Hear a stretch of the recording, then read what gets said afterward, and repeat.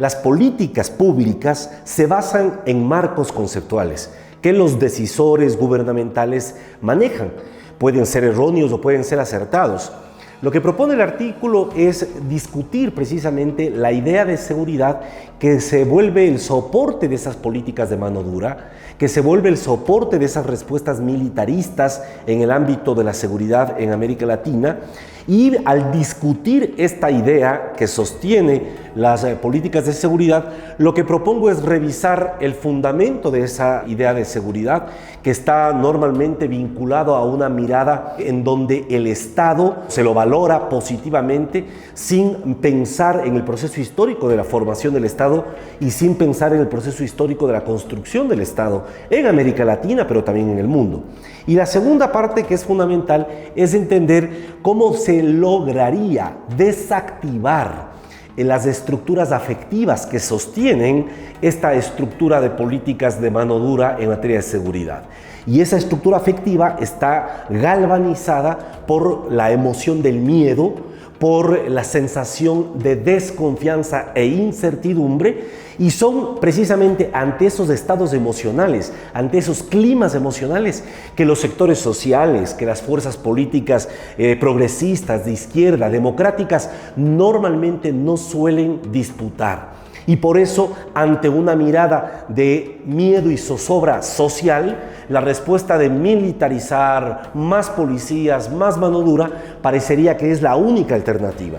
Lo que hace el artículo es discutir fundamentos conceptuales para intentar abrir la puerta a un debate mayor.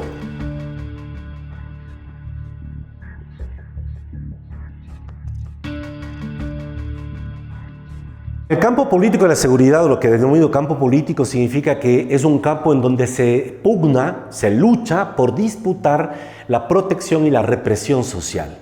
Y esto se hace entre tres tipos de actores: actores estatales, actores no estatales paramilitares, vinculados muchas veces entre ellos, y actores criminales, pandilleriles, de otro tipo de estructuras. Entonces, entre estos tres organizan la violencia y disputan la construcción de márgenes, de zonas, de territorios en donde ejerzan control social y ejerzan también protección o represión. Lo que ocurre es que en ese campo de la seguridad se observa muy claramente cómo la violencia organizada por el Estado no tiene un valor en sí misma, sino solo en la medida en que está regulada por la democracia. Caso contrario, vemos cómo en las experiencias de las dictaduras del Cono Sur, por ejemplo, de América Latina, el Estado garantizaba la violencia, organizaba la violencia y logró en gran medida monopolizar el uso de la fuerza en esos estados. Pero lo hizo con el propósito de garantizar control social, garantizar represión de los disidentes y proteger a los disciplinados ciudadanos. Lo que nosotros ahora tenemos que disputar desde una perspectiva democrática, progresista, desde las izquierdas, si cabe el término, es una presencia en donde los actores estatales logren garantizar la protección del Estado, pero en el marco de las reglas democráticas, que son las únicas garantías en una sociedad enormemente desigual. Caso contrario, lo que puede ocurrir son experiencias como las que retrata la reciente sentencia a Chiquita Brands, esta super bananera que en Colombia financió a los grupos paramilitares del 97 al 2002. Y lo hizo con ayuda, apoyo y encubrimiento de los gobiernos colombianos para precisamente despoblar a campesinos y expandir el agronegocio de esta empresa. Ese es el escenario al que nos conducen cuando lo único que pretenden es fortalecer a un Estado que además está infiltrado por los criminales, que además trabaja para economías ilícitas. Lo que nosotros planteamos al discutir el campo político de la seguridad es precisamente entender que aquí no hay una ganancia de suma cero. Es necesario entender que hay que disputar espacios, zonas, y eso solo se logrará cuando cambiemos la forma de pensar los problemas de la inseguridad en el país y en la región.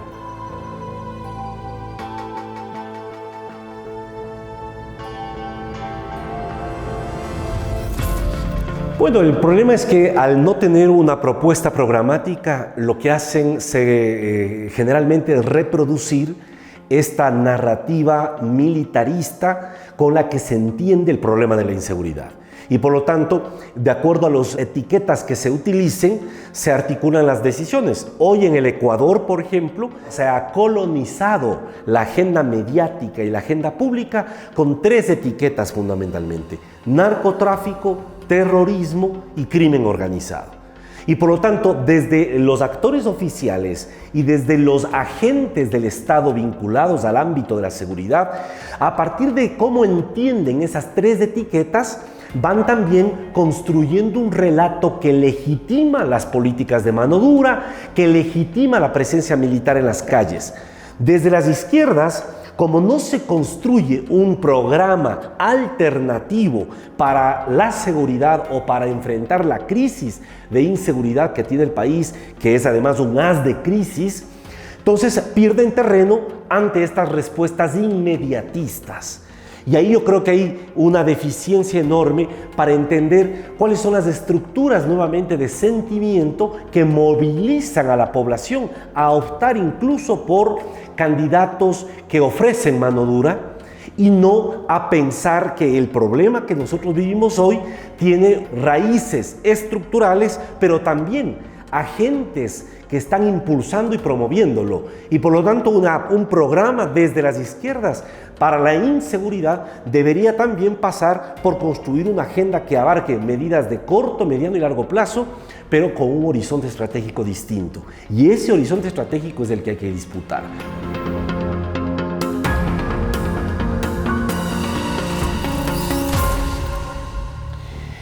Ahí me parece que es clave entender un concepto que lo trabajó Galtung desde hace ya varias décadas atrás, cuando él habla del triángulo de las violencias. Cuando nosotros vemos solo la violencia directa, la violencia letal, por ejemplo, que se refiere a los comportamientos, es apenas la parte visible de un gran iceberg en donde está cimentada la violencia. Las otras 2 aristas de este triángulo de las violencias es lo que denomina violencia simbólica o cultural y que tiene que ver con estereotipos, actitudes sociales, xenofobia, racismo, misoginia, homofobia, entre otras expresiones de violencia social que, como no se expresan de manera tan aturdidora como el asesinato masivo o como asesinatos múltiples o como el sicariato, parecería que no existen, pero existen y están latentes en la población. Y la otra arista es la violencia estructural, que tiene que ver con las desigualdades sociales, económicas que se multiplican en el país. Entonces, cuando nosotros hablamos de violencia y le reducimos el debate a pensar en los homicidios, dejamos de ver el panorama completo. Y es esa una de las trampas de las políticas de mano dura, esa es una de las trampas de las respuestas belicistas ante la inseguridad. Porque más militares en las calles, perseguir a los terroristas, a los narcotraficantes, hace pensar que el problema solo se reduce en reduzcamos la tasa de homicidios. Pero nadie está pensando en las secuelas nocivas que deja la violencia simbólica y la violencia estructural. Ecuador tiene hoy uno de los escenarios más violentos, no solo porque hay enfrentamientos entre grupos por rutas del narcotráfico, sino porque desde hace décadas el Estado y la sociedad hizo un rol de indiferencia ante las graves desigualdades que se están acumulando y ante estos problemas de violencia simbólica que no hemos logrado resolver.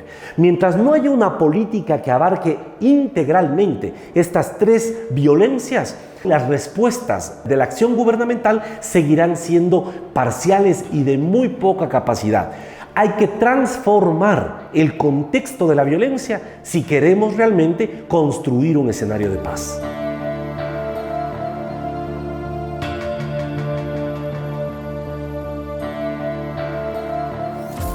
La violencia estructural exige políticas de largo plazo y por lo tanto eso se ve en periodos de tiempo de décadas para ir consolidándolas. La violencia simbólica se ve en políticas de mediano y largo plazo y la violencia directa en políticas de corto plazo. Entonces, cuando uno mira eso, ¿en qué países uno podría encontrar como mejores experiencias o referencias de países que han logrado construir no solo una paz negativa, que es eliminar la violencia directa, sino marcos de paz positiva? Y esos son los países que han logrado mejores niveles de igualdad social, socioeconómica, mejor estándar de vida y calidad de vida. Si hablamos en el caso europeo, en algún momento los países nórdicos tuvieron mejores indicadores y por eso sus condiciones de habitabilidad y de paz eran mucho mejores. En el caso de América Latina, yo diría que tiene mucho que ver con países que han logrado mantener hasta hace pocos años ciertos rangos de pacificación. Y a eso me refiero, por ejemplo, Uruguay, me refiero, por ejemplo, Costa Rica. ¿Qué está pasando, pero ahora en los últimos 5, 6, 7 años en esos mismos países, inclusive en los países que según los indicadores tenían alta calidad democrática, altos estándares de vida, etc.? ¿Qué está pasando? Pues lo que está ocurriendo es que estas dinámicas regionales de criminalidad expansiva y de violencia como forma de acumulación por desposesión, vinculado a modelos agroextractivistas, vinculado al neoextractivismo en general, va contaminando cada vez incluso estos países. Y entonces ahora ya Uruguay tiene una infiltración enorme de narcotráfico por los puertos uruguayos y los aeropuertos uruguayos está fluyendo cocaína y están comenzando a carcomer también las estructuras institucionales de estos países. Pero ahí digo, esto nos debe llevar a una reflexión. No solo es entonces un problema que se resuelve a nivel estatal, no es solo un problema que podemos aspirar a resolverlo dentro de un país. Si no hay una estrategia regional para confrontar lo que significa el modelo neoextractivista de ampliar indiscriminadamente la frontera minera, petrolera y la frontera del agronegocio, es insostenible que logremos contener la violencia directa, porque es en torno a la minería legal e ilegal, en torno a la expansión de la frontera petrolera y en torno a los agronegocios que se catapultan estructuras paramilitares financiadas por grupos empresariales o inclusive a veces financiadas por el propio Estado para permitir que esos proyectos económicamente rentables para una élite avancen a costa de las economías campesinas o familiares que cada vez se degradan y que por lo tanto están en esta disyuntiva, o vincularse a estructuras criminales para sobrevivir o migrar a la ciudad, dinamizando las tensiones en las urbes con círculos de miseria, etcétera, etcétera. Entonces yo creería que esto nos obliga a nosotros a pensar que América del Sur y América Latina necesita construir no solo una estrategia interna, sino al mismo tiempo pensar en una estrategia de cooperación internacional que enfrente no solo el crimen organizado, sino en general una política frente a las economías ilícitas y a la informalidad.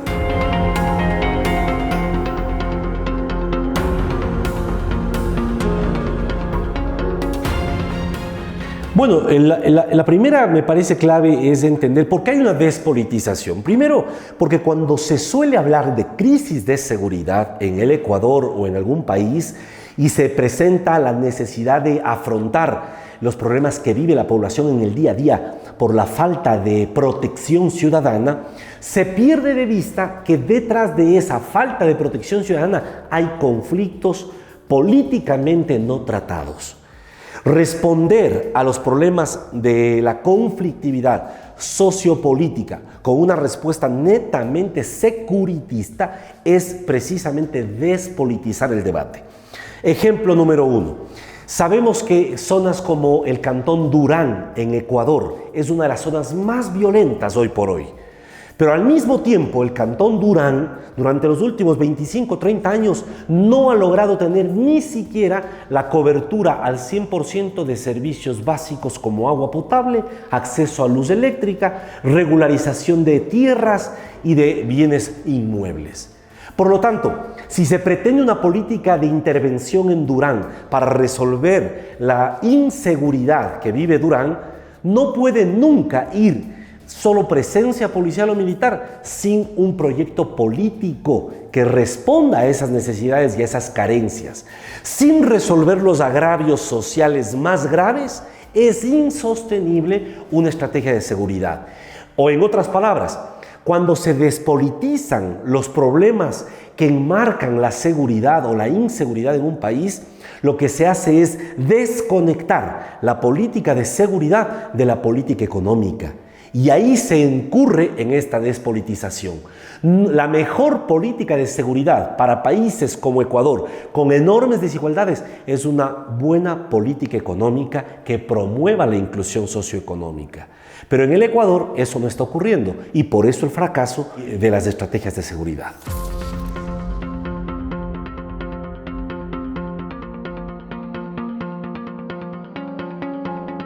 Es que necesitamos repolitizar el debate sobre el futuro que perseguimos. Y ese futuro nos va a abrir las puertas para discutir alternativas a lo que hoy vivimos. Y eso pasa no solo por repensar cómo afrontar la seguridad, sino por repensar cómo diseñar un Estado que sea capaz de afrontar los desafíos actuales. Desafíos que pasan por elementos como el impacto climático, por el cambio climático, o desafíos que pasan como este tema de la informalidad y de las economías ilícitas. Creo que entonces ahí la sociedad puede cambiar. El segundo factor, para ir rápidamente, es no ceder los espacios públicos. Y creo que es fundamental buscar estrategias a nivel incluso barrial, a nivel cantonal, para recuperar los espacios públicos. Si los espacios públicos son privatizados o quedan en manos simplemente de policías militares, hemos perdido la capacidad de articular tejidos sociales creativos.